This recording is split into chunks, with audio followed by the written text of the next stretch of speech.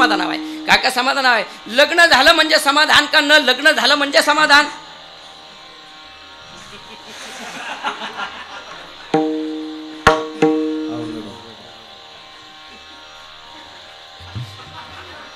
आता ऐका लग्न झालं म्हणजे समाधान का न लग्न झालं म्हणजे समाधान लग्न झालं म्हणजे समाधान नाही मग समाधान केव्हा मनासारखी बायको मिळेल तेव्हा समाधान ऐका बरं का मनासारखी बायको मिळेल तेव्हा समाधान ऐका शेतामध्ये खत असलं पाहिजे गावामध्ये पत असलं पाहिजे गावामध्ये पत असलं पाहिजे घरामध्ये नवरा बायकोचं एक मत असलं पाहिजे ऐका घरामध्ये नवरा बायकोचं एक मत नसेल दादा तो प्रपंच नाही तो संसार नाही तर एक निघे पूर्वीकडे आणि एक निघे पश्चिमेकडे भेट भेट होणार नाही मग ऐका संसारामध्ये नवरा बायकोचं एक मत असलं पाहिजे ऐका लग्न झालं म्हणजे समाधान नाही मग मनासारखी बायको मिळाली म्हणजे समाधान आता दुसरा मुद्दा लक्षात विचारतो तुमच्या लक्षात येण्याकरता बायको म्हणजे नेमकं काय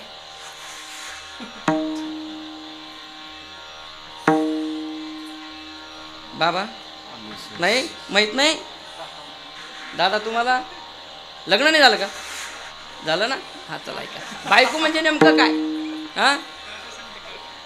नाही माहीत बाई नाही ऐका मला पटवून द्यायचं आहे बायको माहीत नाही तुम्हाला बायको माहीत नाही चैतन्य तुला माहिती बायको नाही अजून काय माहिती आहे मला नाही माहिती बायको ऐका बायको तिला म्हणतात बायको नवऱ्याचं कधीच न ऐकू बरोबर आहे बाबा ए बाबा हा बरोबर आहे आता महत्वाचा मुद्दा आहे का ऐका बायको नवऱ्याचं कधीच न ऐकू तिचं नाव बायको लग्न झालं म्हणजे समाधान नाही मनासारखी बायको मिळेल तेव्हा समाधान आहे मनासारखी बायको मिळाली म्हणजे समाधान नाही मग मुलं झाले तेव्हा समाधान दादा ऐका प्रपंचामध्ये जर संतती नसेल दादा समाधान नाहीये ऐका तुमची आमची गोष्ट सोडून द्या दशरथ राजा माहिती तुम्हाला साहेब दशरथ राजा माहिती आहे नक्की कुठे भेटले होते नाही भेटले नाही कुठं आपल्याला ऐका दशरथ राजा माहिती आहे तुम्ही आम्हाला ऐका दशरथ राजाचे उद्गार आहे जोपर्यंत प्रपंचामध्ये संसारामध्ये संतती नाहीये तोपर्यंत समाधान नाहीये महाराज म्हणतात पुत्रहीनस्य मे राज्य ऐका बरं का पुत्रहीनस्य मे राज्य सर्व दुःखाय कल्पते महत्वाचा मुद्दा ऐका लग्न झालं म्हणजे समाधान नाही मनासारखी बायको मिळेल तेव्हा समाधान मनासारखी बायको मिळाली म्हणजे समाधान नाही मुलं झाले तेव्हा समाधान आता मुलं झाले म्हणजे समाधान बाबा ऐक नाही आता महत्वाचा मुद्दा आहे का मुलं झाले म्हणजे समाधान नाही मग समाधान केव्हा ते मुलं आळंदीची वारी करतील का ते मुलं पंढरपूरची वारी करतील का घरात पवित्र तुळशीची माळ घालतील का नाम सप्ताहामध्ये येतील का कीर्तन ऐकतील का आता ऐका महत्वाचा मुद्दा लक्षात ठेवा तुमच्या लक्षात येण्याकरता ऐका या कलियुगामध्ये आपल्या मुला मुलीला संपत्ती कमवून ठेवण्यापेक्षा आपल्या मुला मुलीवर चांगले संस्कार कमवा विठाला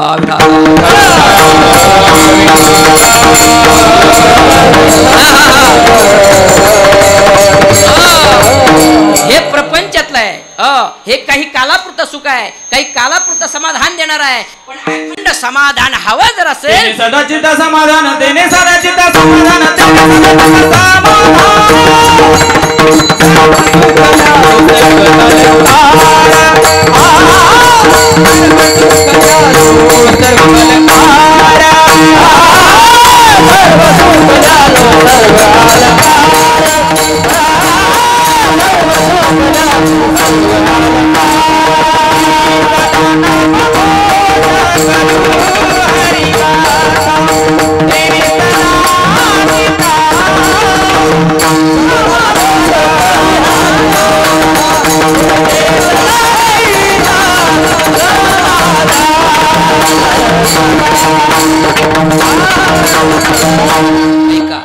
देवाचं चिंतन केल्यानंतर पहिला फायदा आहे पाप जळून जातं दुसरा फायदा आहे 4 मोक्ष म्हणजे मिळतो आणि तिसरा फायदा आहे चित्ताला समाधान मिळतं महाराज म्हणतात तेने सदा चित्ता समाधान सर्व सुकल्यालो सदा नाम घोष करू हरी कथा आणि तेने सदा चित्ता समाधान म्हणून काही नाम पर आहे चला त्यामध्ये काही स्थिती पर अभंग आहे त्यामध्ये काही द्वैत पर अभंग आहे त्यामध्ये काही संत पर अभंग आहे आणि त्यामध्ये महाराजांचं एक कूट प्रकरण आहे एवढाला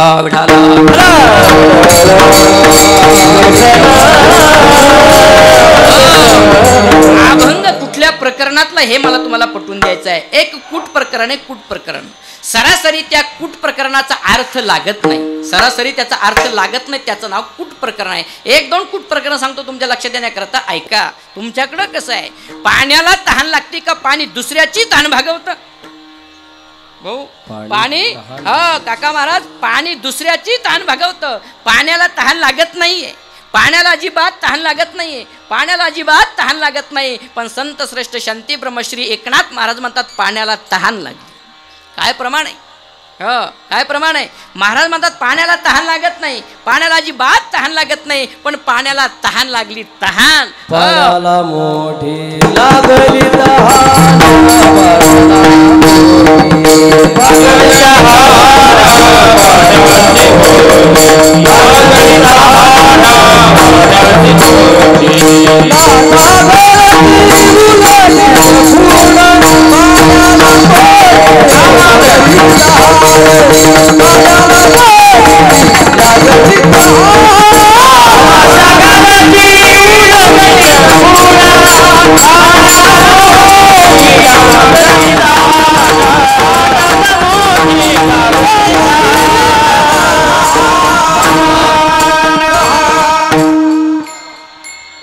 काय झालं आबा?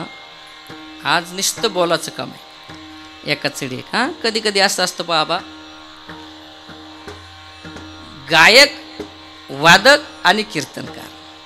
कधी कधी गायक हुशार असले की वादक एवढेवणी करतो बऱ्याच ठिकाणी.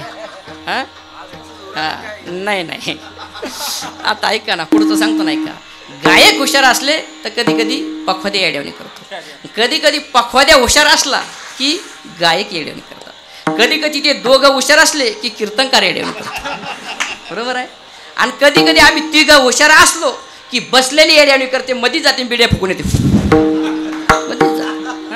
मधीच जाते. ऐका, सांगू तुमच्या लक्षात येण्याकरता. शेतकरी वर्ग आहे बरेच. ऐका, गाडी बैल घेऊन शेतात गेले, संध्याकाळ झाली, गाडी बैल घेऊन गावाकडे आले की बैल येड्यावणी करते. बरोबर आहे, बैल येड्यावणी करते. पाहुणे घरी आले की पोरं येड्यावणी करते. बरोबर आहे, पोरं येड्यावणी करते. आणि माहेरचं कोणी आलं की लक्ष्मी येड्यावणी करते. इथलं सोडून बरं का. पण इथं तसं नाही. आज खेळीमेळी वातावरण. विडाला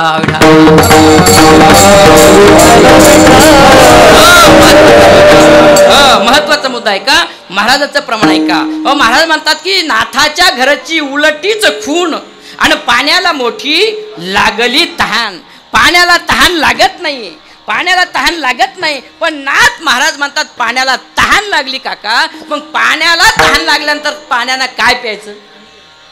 काय प्यायचं काका? राखेल नाही, पेट्रोल नाही, डिझेल नाही, आयल नाही, खंबा नाही. नाही, याला कूट प्रकार म्हणतात. नाथाच्या घरची उलटी खूण, पाण्याला मोठी लागली ताण. चला दुसरं एक कूट प्रकार सांगतो तुमच्या लक्षात येण्याकरता. ऐका, महाराज म्हणतात की बाबा मुंगी उडाली आकाशी.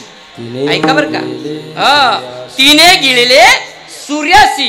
आता ऐका चैतन, मुंगी केवढी रे बाळा? मुंगी माझ्या एवढी? अगदी लहान आहे, सूक्ष्म आहे, छोटी आहे, बारीक आहे. पण महाराज म्हणतात मुंगी आकाशात उडाली. बरं का महाराज, मुंगी कुठं उडाली? आकाशात उडाली. आणि तिनं काय केलं? तिने गिळले सूर्यासी. आता विचार करा, हे शक्य आहे का बाबा? शक्य आहे का? नाही. याला कूट प्रकार म्हणतात. चला, याचा अर्थ फार गहन आहे. अजून तिसरं प्रकरण सांगतो तुमच्या लक्षात येण्याकरता. महाराज म्हणतात की बाबा मुंगी व्याली. बरं का गुरुजी? मुंगी व्याली, शिंगी झाली, तिचे दूध किती? 17 राजनं भरून गेले, पेले 12 हत्ती.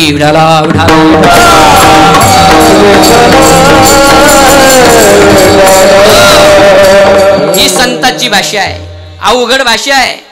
ऐका, संताची भाषा आहे, अवघड भाषा आहे. याला कूट प्रकार म्हणतात, मुंगी व्याली. आता ऐका, आपल्या या भारत देशामध्ये एकूण भाषा किती? बोरडे महाराज, एकूण भाषा किती आहे? किती आहे? संतांनी वर्णन केलं, ज्यादा असेल मला माहित नाही, पण संतांच्या प्रमाणावरून सांगतो की 56 भाषा आहे. ऐका, किती भाषा आहे? 56 भाषा आहे. आणि 56 भाषामध्ये सर्वात श्रीमंत भाषा आणि सगळ्यात अवघड भाषा कोणती आहे? कोणती आहे?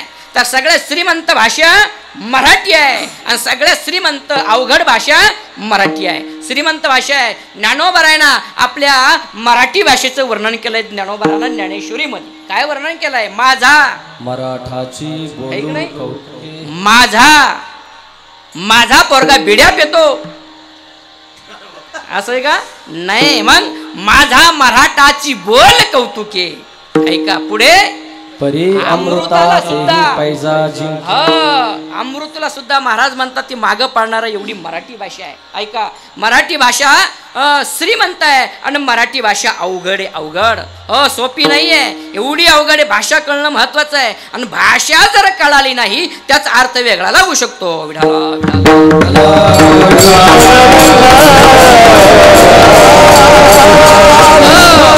भाषा महत्वाची. भाषा कळाली पाहिजे. ऐका, भाषा महत्वाची आहे. भाषा कळाली नाही अर्थ वेगळा लागतो. आमचा मुलगा शाळेत जातो, आम्हाला माहिती बार काय नवीन शाळेत गेला इंग्लिश मिडियमला. मॅडमच का? हा, काय असं ते. आता ऐका, तो घरी आला आणि घरी आल्यानंतर म्हणला काका काका काका काका मला मिसना अभ्यास दिला. काय दिला? मला वाटतं तुला मिस कॉलच दिला करून. मला कळलं नाही ना मिस म्हणजे नेमकं काय. मिस म्हणजे नेमकं काय? हा, मिस म्हणजे काय? घोंगडी. हा, ऐका, म्हणजे भाषा महत्वाची. भाषा कळाली पाहिजे. जर भाषा कळाली नाही त्याचा अर्थ वेगळा लागू शकतो.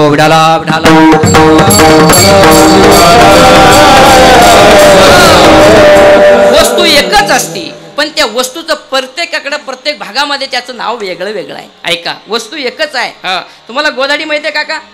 गोदाडी माहिती आहे. वाकड माहिती आहे. गरम नरम नाही माहित. दमकोंडी नाही. सुंदर नाही. बोंद्र नाही. डडामडूम नाही. आबा भाषा कळत नाही काय माझी? गोदाडी म्हणजे गोदाडी. आणि वाकड म्हणजे गोदाडी. आपल्या भागात तिला गोदाडी म्हणतात आणि पुणे जिल्ह्यामध्ये वाकड म्हणतात. गोदाडी म्हणजे गोदाडी आणि वाकड म्हणजे गोदाडी. आता गरम नरम काय? गोदाडी अंगावर घेतल्यानंतर नरम आणि अंगावर घेतल्यानंतर गरम, तिचं नाव गोदाडी. बरोबर आहे. दुसरा मुद्दा ऐका, दमकोंडी माहिती तुम्हाला? दमकोंडी म्हणजे गुरुजी गोदाडीच. दमकोंडी म्हणजे गोदाडीत अंगावर घेतल्यानंतर दम कोणतो की नाही तिचं नाव दमकोंडी. बरं, गोदाडी कोण शिवतं?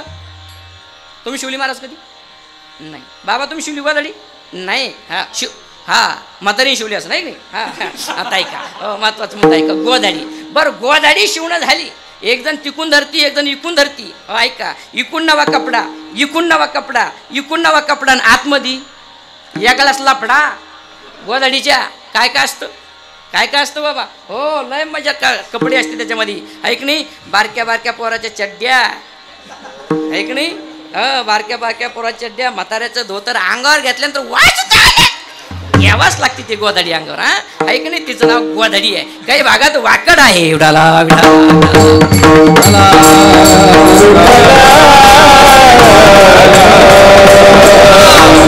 अजून एक उदाहरण सांगतो. काही भागामध्ये त्याचं नाव वेगळं आहे. एकदा मी कुठंतरी कीर्तनाला गेलो पाबा असंच, आणि कीर्तन संपलं आणि कीर्तन संपल्यानंतर एका ग्रस्ताने मला त्याच्या घरी आराम करण्याकरता नेलं. आणि आराम करण्याकरता नेल्यानंतर हिवाळ्याचे दिवस होते. म्हणलं बाबा अंगावर काहीतरी द्या. काय? अंगावर काहीतरी द्या. त्यानं सांगितलं काय काय देऊ? काय काय देऊ? म्हणलं तुमच्याकडे आहे तरी काय काय काय? त्यानं सांगितलं अनेक वस्तू आहे. म्हणलं अनेक वस्तू नेमकं काय सांगा तरी. सांगतो, भजन करा विठाला विठाला.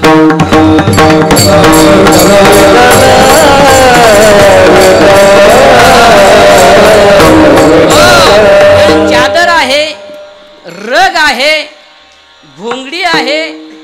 मला अजून काय ते म्हणे गरम नरम आहे. आता मी सांगून गेलो अगोदर तुम्हाला गरम नरम आहे की नाही. म्हणजे प्रत्येक भागामध्ये एका वस्तूचं नाव वेगळं वेगळं असतं. भाषा जर कळाली नाही अर्थ वेगळा लागू शकतो. संताची भाषा आहे. महाराज म्हणतात की मुंगी व्याली. व्याली म्हणजे नेमकं काय तर तुमच्या आमच्या भाषामध्ये मुंगी जनली. बरोबर आहे की नाही? मुंगी व्याली. मग मुंगी जनली. मग मुंगीच्या पिल्ल्याचं नाव काय बाबा?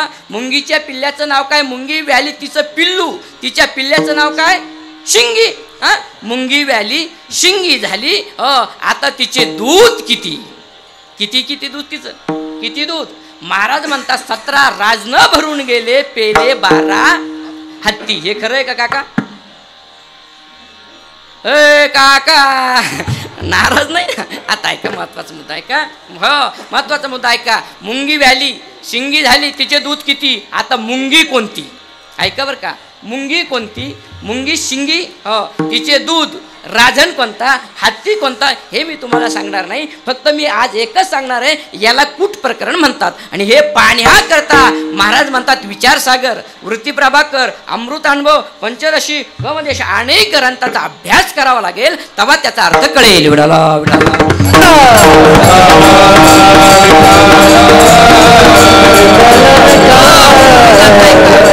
नाम पराभंग आहे, संत पराभंग आहे, स्थिती पराभंग आहे, द्वैत पराभंग प्रकरण आहे. मग शेवेला निवडलेला अभंग कोणत्या प्रकरणातला आहे? सांगतो, भजन करा. विडाला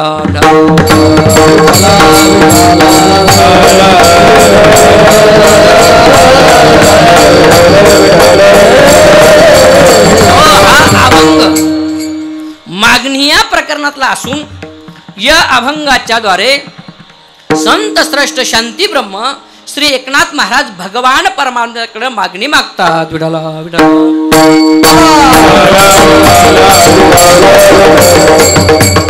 आता मागत असताना कोणी मागावं, कोणाला मागावं, किती मागावं, कुठे मागावं आणि मागण्याकरता अधिकार लागतो. अधिकार जर नसेल आणि मागितलं तर मिळणार नाही. अधिकार लागतो. अधिकार, प्रत्येक गोष्टीला अधिकार लागतो आणि प्रत्येकाचा अधिकार भिन्न आहे दादा. हो प्रपंचातला अधिकार वेगळा आहे, परमार्थातला अधिकार वेगळा आहे, प्रत्येकाचा अधिकार भिन्न आहे. ऐका, गुरुचा जो अधिकार आहे तो शिष्याचा अधिकार नाहीये. ऐका, जो पतीचा अधिकार आहे तो पत्नीचा अधिकार नाहीये. ऐका, जो वडिलाचा अधिकार आहे तो मुलाचा अधिकार नाही. प्रत्येकाचा अधिकार भिन्न आहे. मग अधिकार नसताना जर मागितलं तर मिळणार नाही.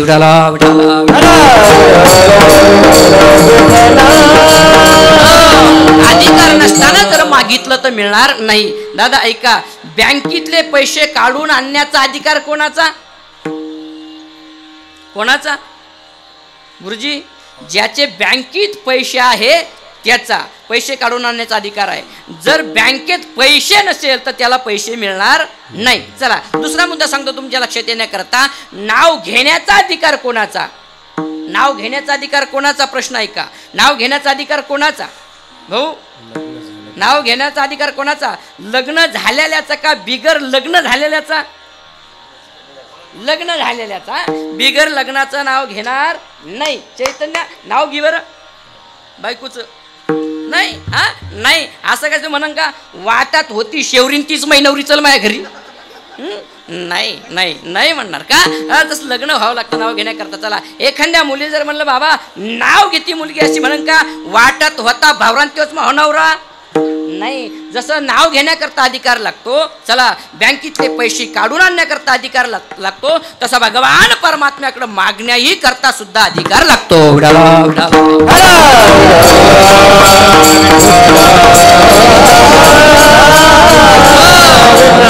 देवाकडे मागण्याचा अधिकार कोणाचा?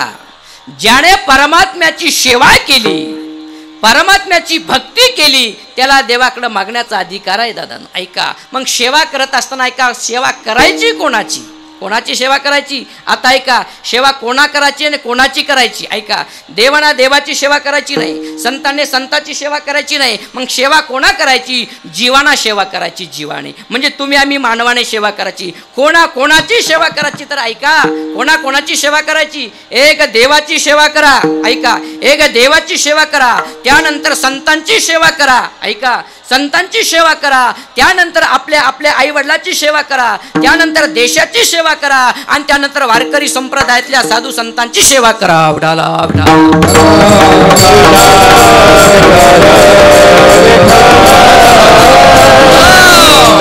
देवाची सेवा करून माणसाचा उद्धार होतो. ऐका, देवाची सेवा करून माणसाचा उद्धार होतो, संतांची सेवा करून माणसाचा उद्धार होतो. देवाची सेवा करून काय मिळतं दादा ऐका, काय मिळतं? देवाची सेवा करून माणसाचा उद्धार होतो, संतांची सेवा करून माणसाचाही उद्धार होतो. आणि त्यानंतर आई वडिलाची सेवा करा. आई वडिलाची सेवा केल्यानं काय होतं, काय मिळतं? आई वडिलाची सेवा केल्यानंतर बळीराम महाराज ऐका, देवाची सेवा केल्यानंतर होतंय काय ऐका, देवाची सेवा केल्यानंतर चंद्र सूर्य आहेपर्यंत त्याचं नाव राहतं. कोणाची? आई वडिलाची सेवा केल्यानंतर चंद्र सूर्य आहे तोपर्यंत त्याचं नाव राहतं आई वडिलाची सेवा करणाऱ्या माणसाचं. सांगू तुमच्या लक्षात येण्याकरता, पुंडलिक रायाने कोणाची सेवा केली? कोणाची? आई वडिलाची सेवा केली दादांनो. आई वडिलाची काहीच केलं नाही. महाराज म्हणतात तो पंढरपूरला आला तो कोणाकरता आला? कोणाकरता? तुमच्या आमच्या करता नाही. मग आला कोणाकरता? पुंडलिकाचा भावार्थ गोकुळी भूमी झालाय निज प्रेम भक्ती जगाला म्हणत पुंडलिकाचा भावार्थ गोकुळी भूमी झालाय निज भक्ती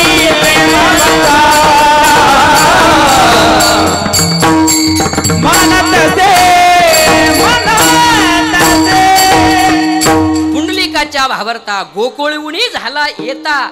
गोकुळाहून भगवान परमात्मा आला कोणा करता? पुंडलिक राया करता. आणि पुंडलिक रायाने आई वडिलाची सेवा केली आणि आई वडिलाची सेवा केल्यानंतर देव प्रसन्न झाले. आणि प्रसन्न झाल्यानंतर सांगितलं, पुंडलिका महाग मी तुझ्यावर प्रसन्न आहे, काय लागतं ते मागून घे.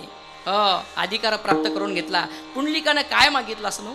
तुम्ही आम्ही काय मागितलं असतं देवाला? तुम्ही आम्ही काय मागितलं असतं? पुंडलिकानं सांगितलं, मला काहीच नको, फक्त एकच द्या.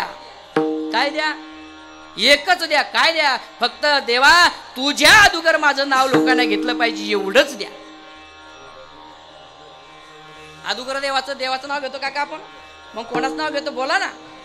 पुंडलिक. बरोबर आहे? पहा, म्हणजे देवाला मागण्याकरता अधिकार प्राप्त करून घेतला. आई वडिलाची सेवा करून देव प्रसन्न झाला. आणि देव प्रसन्न झाल्यानंतर देवाच्या अगोदर त्याचं नाव घेतलं जातं. तो पुंडलिक आहे. त्या पुंडलिकाने आपल्या आई वडिलाची सेवा केली.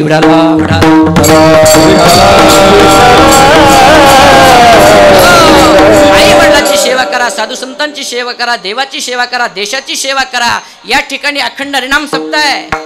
या ठिकाणी सुद्धा सेवा करा. ही सेवा देवाला पावते. ऐका, या ठिकाणी काय सेवा आहे? या ठिकाणी तुम्ही झाडून काढा तेच फळ मिळेल. या ठिकाणी तुम्ही सडा टाका तेच फळ मिळेल. या ठिकाणी रांगोळी घाला तेच फळ मिळेल. दादा पंगत घाला, पंगत अन्नदान करा. या जगामध्ये दोन दान श्रेष्ठ आहे. एक अन्नदान आणि दुसरं ज्ञानदान.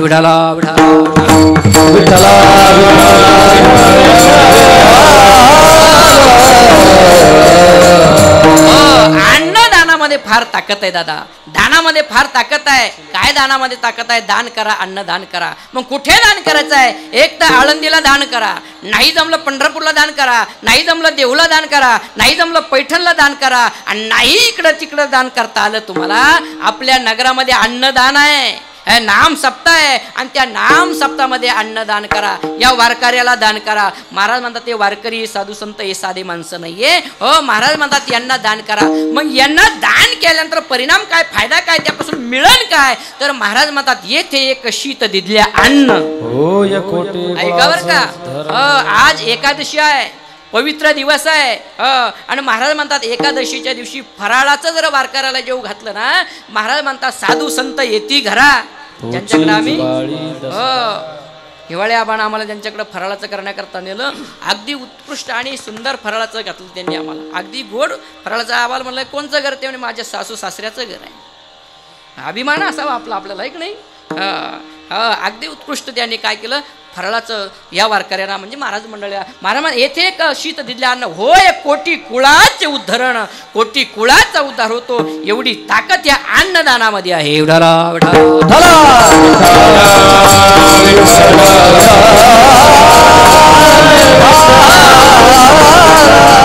अन्नदान करणं ही सुद्धा सेवा आहे. आणि ज्याने ज्याने या 3 दिवसामध्ये परमात्म्याची गायत्री मातेची ज्याने ज्याने सेवा केली त्याला देवाकडे मागण्याचा अधिकार प्राप्त होत असतो.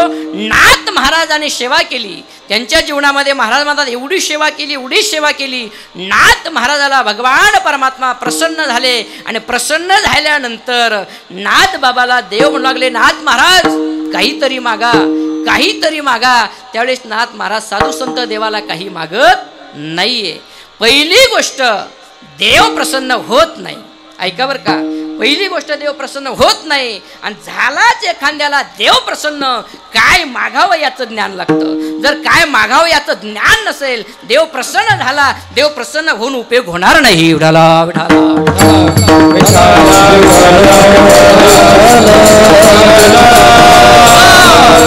तुम्ही आम्ही एखाद्याने सेवाच केली, कुठलाही नित्यनेमाने सेवा करा दादा. 12 वर्षे कुठल्याही नित्यनेमाने सेवा करा. रोज तुळशीला पाणी घालण्याचा नित्यनेम सेवा करा. 12 वर्ष प्रसन्न झाल्याशिवाय राहणार नाही रोज देव. ऐका, दुसरी गोष्ट देवाचं दर्शन नित्यनेमाने करा. ऐका, महत्वाचा मुद्दा सांगून तुमच्या लक्षात येण्याकरता, माता माऊली नित्यनेम रोज करा. एक तुळशीला पाणी घालण्याचा नित्यनेम करा. आणि दुसरा मुद्दा, रोज आपल्या मालकाचं दर्शन घेण्याचा नित्यनेम करा. याच्यामध्ये फार ताकद आहे.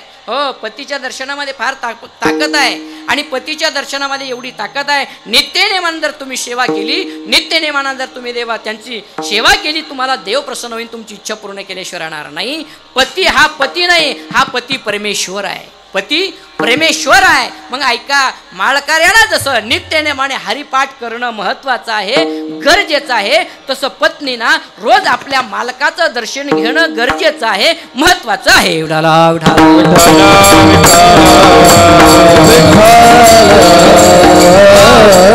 ऐका, पती हा परमेश्वर आहे. इथं बसलेल्या बिचाऱ्या माता माऊल्या बऱ्याचशा आहे, माझ्या आईसारखी आहे. रोज जी माऊली आपल्या मालकाचं रोज दर्शन घेते तिने हात वर करा.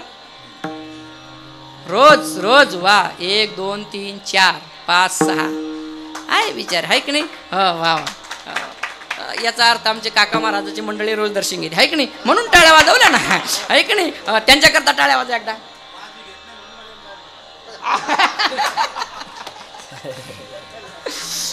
त्यांचं म्हणणं बा माझी घेतली म्हणून यांचं मला खरं आहे, त्यांचं खरं आहे, महत्वाचं आहे ते. ऐका, पती हा परमेश्वर आहे. सज्जनो, जाऊ द्या, मला तिकडे जायचं नाही. ही सेवा आहे. सेवा करण्याकरता अधिकार लागतो. विडाला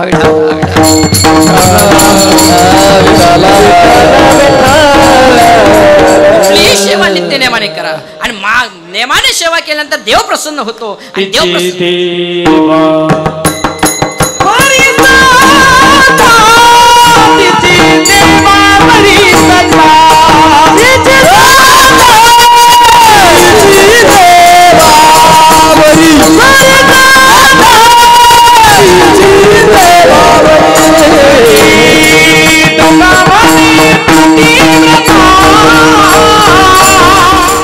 तुका म्हणे पतिव्रता तिची देवावर सत्ता. कशावरून सांगतो तुमच्या लक्षात येण्याकरता, संत श्रेष्ठ जगद्गुरु जगदवंदन श्रीमंत तुकोबराय यांची पत्नी जिजाऊ मातेनं कुठल्याही देवाची सेवा केली नाही, कुठल्याही देवाचं दर्शन केलं नाही, फक्त रोज आपल्या मालकाचं दर्शन घेतलं. मालकाच्या दर्शनात काय ताकद आहे? अखिल कोट ब्रह्मांड नायक श्री भगवान पंढरीश पांडुरंग परमात्म्याने जिजाबाईच्या पायातला काटा काढला. याची काय ताकद आहे? कशामुळं? तर फक्त मालकाच्या दर्शनामुळं.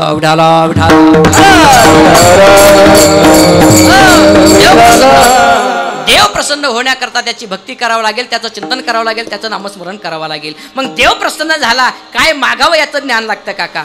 देव प्रसन्न झाला, काय मागावं याचं जर ज्ञान नसेल तर देव प्रसन्न होऊन उपयोग होणार नाही. ऐका, एका गावामध्ये एक भोळा मनुष्य होता, बाबा भोळा. अगदी भोळा, भोळा, अगदी भोळा. किती भोळा? एवढा भोळा, मंडळी सांगन तेवढाच ऐकायचा. बरं का काका? मंडळी म्हणजे एसटी मंडळी नाही. ऐका, घरचं मंडळ. मंडळी सांगन तेवढाच ऐकायचं, एवढा भोळा. पण आता ऐका, त्या भोळ्याचा नित्यनेम होता. काय नित्यनेम होता? तो फक्त गायी चारायचा, गायीची सेवा करायचा, गायी रानात घेऊन जायचा, चारायचा, चारल्यानंतर त्या गायीला नदीत पाणी पाजायचा, नदीत पाणी पाजल्यानंतर एका झाडाखाली बसायचा आणि झाडाखाली बसल्यानंतर परत नदीत जायचा आणि नदीत गेल्यानंतर त्या ठिकाणी तो एक वाळूचं लिंग तयार करायचा, वाळूचं लिंग तयार करून हातामध्ये पाणी घ्यायचा, वाळूच्या लिंगावर टाकायचा आणि कशाचीही फुले दिसले की तोडायचा आणि त्या भगवान शंकराला वाहायचा. हो बरं का, वाह्याचं कशाचेही फुलं असू द्या, कशाचेही फुलं असू द्या, वाह्याचं. तो आता ऐका, एक नेहमी मला एक असं बरं का गुरुजी, माझ्या मनाला असं कधी कधी बरं का महाराज, खरं काय खोटं काय मला माहिती नाही, बेश्रम माहिती तुम्हाला? बेश्रम माहिती? गुरुजी, बेश्रामाचं पान देवाला फूल चालतं का न चालतं? बेश्रामाचं फूल देवाला चालतं का न चालतं? महाराज चालतं? चालतं? हां, तुमचं म्हणणं चालत नाही. इथं सगळ्याचं म्हणणं चालत नाही, गुरुजीचं म्हणणं चालतं. आता ऐका, भगवान परमात्म्यानं गीतेमध्ये सांगितलं, नाव घेतलं नाही, अजिबात घेतलं नाही. काय श्लोक आहे? काय श्लोक? हा, पत्रम पुष्पम फलम, कशाचंही फुल असू द्या, अंतःकरणामध्ये भाव लागतो, श्रद्धा लागते, विश्वास लागतो, प्रेम लागतो. महाराज म्हणतात, तुम्ही बेश्रमाचंही जर फुल वाहिलं, फक्त श्रद्धेनं जर वाहिलं, परमात्मा त्याचा स्वीकार करतो, भक्ताची इच्छा पूर्ण करतो.